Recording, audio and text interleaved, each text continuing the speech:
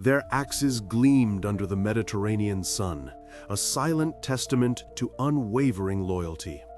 They were the Emperor's Viking Guard, a name that echoes with both power and profound mystery.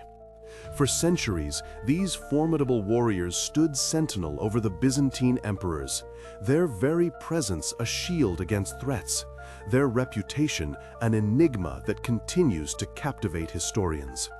Who were these Varangians, often depicted as Norsemen, and what untold secrets did they guard within the heart of the Roman Empire's eastern successor?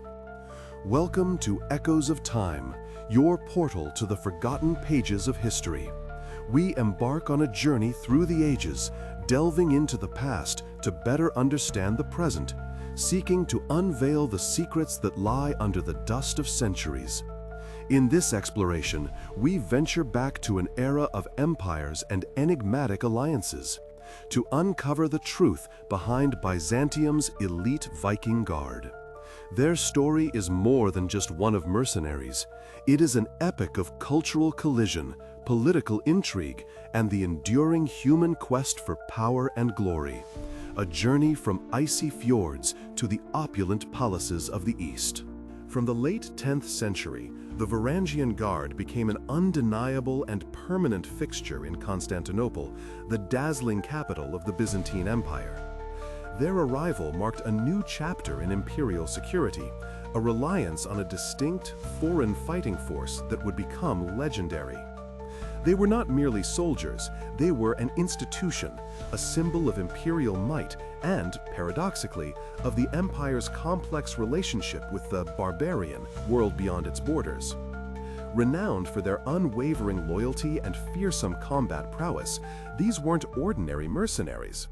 This was a hand-picked force, carefully selected for their strength, skill, and steadfastness, qualities that Byzantine emperors desperately sought in an age of constant upheaval and internal conspiracies.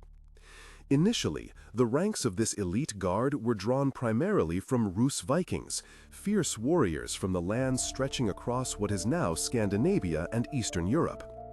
These were men forged in a crucible of harsh environments and incessant warfare, their reputation as formidable fighters preceding them.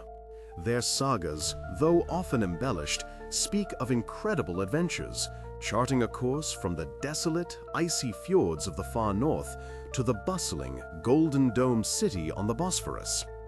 They journeyed vast distances, driven by a thirst for wealth, glory, and the promise of service to the most powerful Christian empire of their time.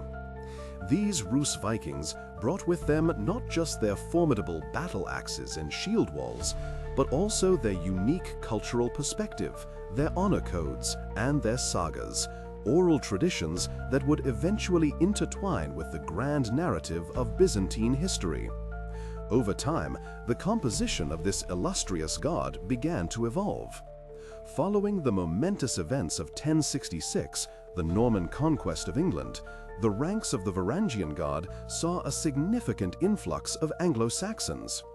These were warriors dispossessed by the seismic shift in power in their homeland, seeking new opportunities, new allegiances, and a chance to continue a warrior's life. Along with them came other northern peoples, all drawn to the allure of Constantinople and the promise of service to the Byzantine Emperor.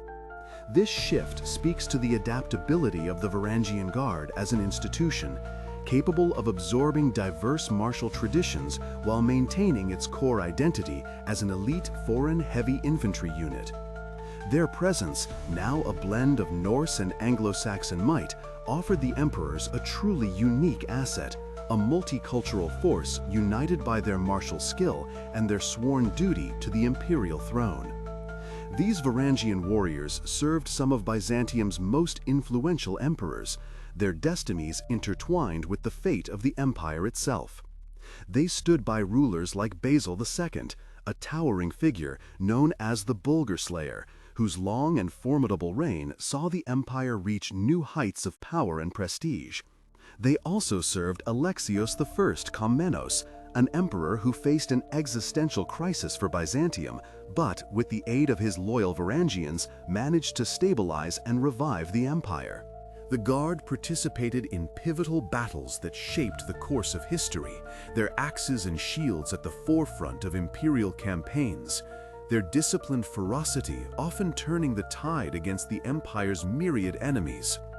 Their stories, often preserved in fragmented historical records, hint at their unique status, their considerable wealth amassed through imperial service and occasional plunder, and the profound mystique that surrounded their origins and recruitment processes. They were outsiders, yet deeply embedded within the very fabric of imperial power, a paradox that only deepened their legendary status.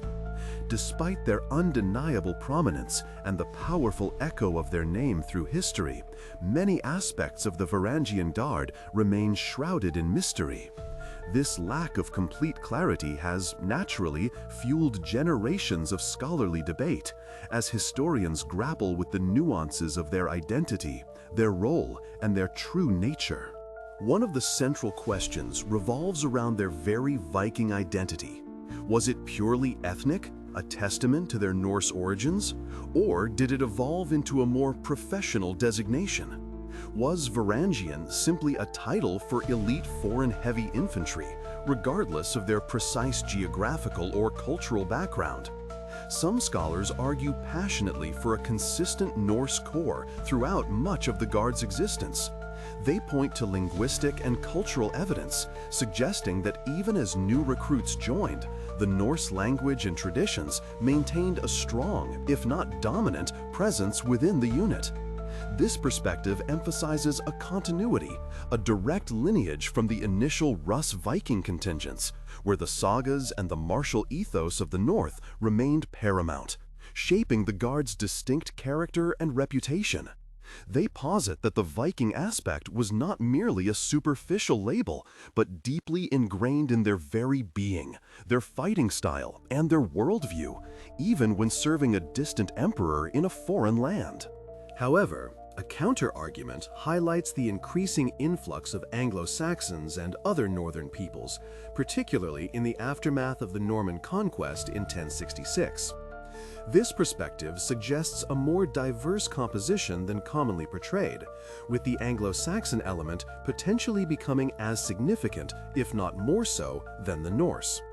For these scholars, the term Varangian may have broadened over time to encompass any northern warrior seeking service and fortune in Byzantium, transforming from an ethnic identifier to a professional one.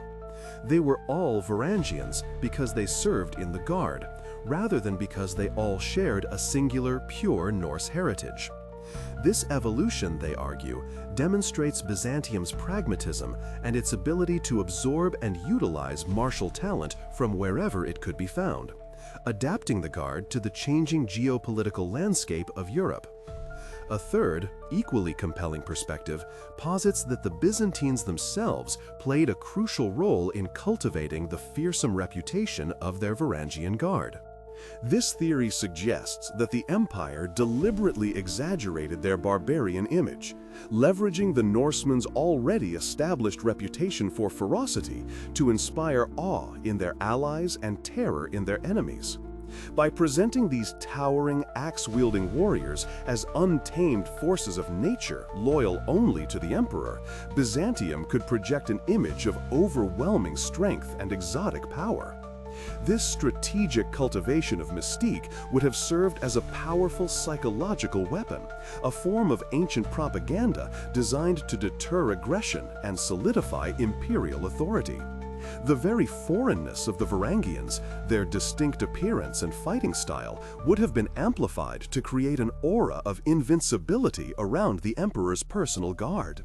The intricacies of their daily lives in the bustling, opulent imperial capital of Constantinople remain largely elusive. How did these northern warriors, accustomed to different climates and customs, integrate into Byzantine society? What were their living conditions like? Did they form separate communities, maintaining their traditions, or did they gradually assimilate into the rich tapestry of Byzantine life? The exact nature of their recruitment, beyond the general understanding of it being a hand-picked force, continues to perplex historians. What were the specific criteria? How were they vetted? And what were the rituals that bound them so absolutely to the emperor, ensuring their famed unwavering loyalty even unto death? These are questions that resonate deeply with the human element of history, seeking to understand the personal experiences behind the grand narratives of empires and elite warriors. In this deep dive, Echoes of Time will sift through archaeological finds, meticulously examining the physical remnants left behind by these warriors, their weapons, their adornments, the very ground they walked upon. We will scrutinize ancient texts, deciphering the often fragmented accounts left by Byzantine chroniclers, Norse sagas, and other contemporary sources, piecing together clues from disparate origins. And we will engage with modern interpretations, the ongoing scholarly debates that challenge and refine our understanding, building upon centuries of research. Our aim is to paint the most comprehensive picture yet of these legendary warriors, to bridge the gaps in our knowledge, and to bring their story into sharper focus. Prepare to have your perceptions challenged and your understanding of Byzantine history profoundly enriched as we confront the enduring legacy of these awe-inspiring figures. The Varangian Guard stands as a powerful testament to the complex interplay of cultures, the strategic genius of an enduring empire, and the universal appeal of the warrior's path. Their story reminds us that history is rarely a simple, linear narrative, but a tapestry woven with threads of diverse origins, motivations, and interpretations. As we consider the Varangians, the Emperor's Viking Guard, we are left to ponder.